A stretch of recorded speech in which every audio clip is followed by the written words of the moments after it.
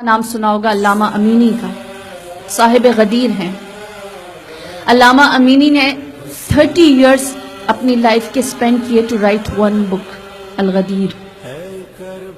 ایک کتاب لکھنے کے لیے انہوں نے 30 سال لگائے۔ ہی ٹریولڈ فرام نجف ٹو قم، آج کل کی طرح نہیں کہ آپ 3 گھنٹے 2 گھنٹے میں ایک کنٹری سے دوسری کنٹری پہنچ جائیں، اور پھر وہ قوم سے ٹریول کر کے گئے آل دا وے ہند، انڈیا، ایک بک کا مطالعہ کرنے کے لیے، ایک کتاب کو پڑھنے کے لیے۔ اور جب وہ ہند سے، انڈیا سے واپس آئے تو ان سے بغداد میں کسی نے پوچھا، ہم نے سنا ہے آپ انڈیا گئے تھے، وہاں کا موسم کیسا تھا؟ کہنے لگے نہیں یاد، میں صرف پڑھتا رہا، مطالعہ کر کے واپس آ گیا، ان چیزوں کو میں نے نوٹس ہی نہیں کیا کہ سردی تھی یا گرمی تھی۔ اور پھر ان کا بغداد میں جو لائبریرین ہے جہاں وہ زیادہ تر بیٹھا کرتے تھے، اس مکتبے میں بیٹھنے والا کہتا ہے کہ ایک دن علامہ امینی آئے، میری لائبریری میں بیٹھے، صبح کو بیٹھے، شام ہو گئی، میں بھول گیا کہ لائبریری میں کوئی بیٹھا ہے، اتنی خاموشی سے پڑھتے رہے، میں لاک کر کے تالا لگا کے چلا گیا۔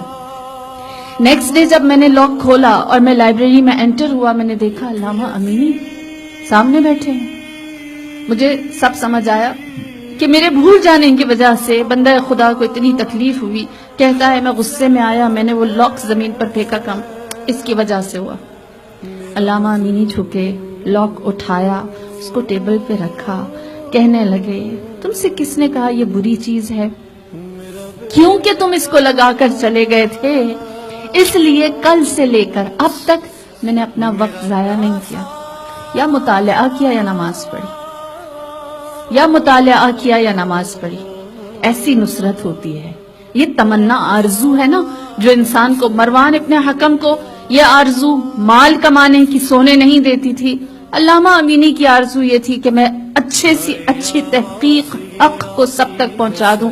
ان کو ان کی آرزو سونے نہیں دیتی تھی، ان کو ان کی ڈیزائرز جگائے رکھتی تھی، ان کو ان کی ڈیزائرز محنت کرنے، یہاں تک کہ کہا جاتا ہے کہ علامہ امینی اپنی زندگی کے 30 سال لکھ کر گئے ہوئی یہ کتاب الغدیر آج بھی جہاں پر بھی شیعہ بلیف کو ڈیفائن کرنا ہو، ڈسکرائب کرنا ہو، یا پھر اس کے لیے کوئی اوتھینٹک سند چاہیے ہو، سب ریفر کرتے ہیں الغدیر کی طرف۔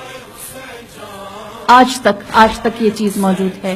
اور پھر ان کے بیٹے سے پوچھیں، ان کے بیٹے کو اللہ لمبی زندگی دے، ابھی بھی موجود ہیں، قوم میں رہتے ہیں۔ وہ کہتے ہیں کہ جب میرے باپ کا انتقال ہوا، نہ مال چھوڑا، نہ دولت چھوڑی، نہ کوئی جائیداد پراپرٹی چھوڑی، نہ بزنس چھوڑا۔ ان کے ساتھ جو چیزیں گئیں وہ صرف ان کا علم تھا، ان کی نالج تھی، اور جو پیچھے رہ گیا وہ ان کا علم اور ان کی نالج، یہی ان کی کل ڈیزائرز، یہی ان کی خواہش، یہی ان کا ٹارگٹ، یہی ان کا ایم اور یہی ان کے آبجیکٹیوز تھے۔ کہتا ہے ان کے بیٹے کہتے ہیں کہ میں جب میرے فادر کی ڈیتھ ہوئی، ان کو دفنا دیا تو ان کی قبر پر کھڑے ہو کر سوچ رہا تھا دنیا تو نہیں ملی، دنیا تو حاصل ہی نہیں کی، آخرت پتہ نہیں اللہ کیسی دے گا میرے باپ کو، پتہ نہیں وہاں کیسا ہوگا ان کے لیے۔ کہتا ہے میں نے یہ سوچا ان کی قبر پر، اور میں آ کر گھر میں سو گیا۔ جب میں سویا تو میں نے خواب دیکھا۔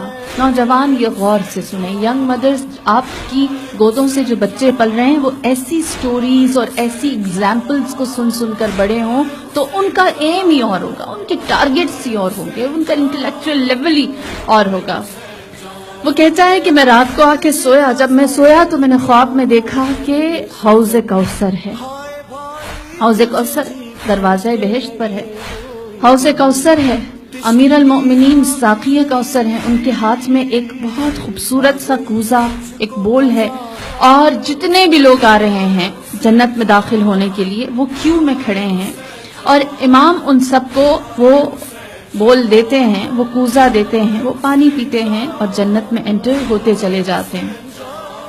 کہتا ہے میں نے دیکھا اسی کیو کے اندر میرے والد بھی کھڑے ہیں، علامہ امینی کھڑے ہیں۔ خوش ہوا کہ میرے والد حوض کوثر سے، ساقی کوثر کے ہاتھوں سیراب ہوں گے۔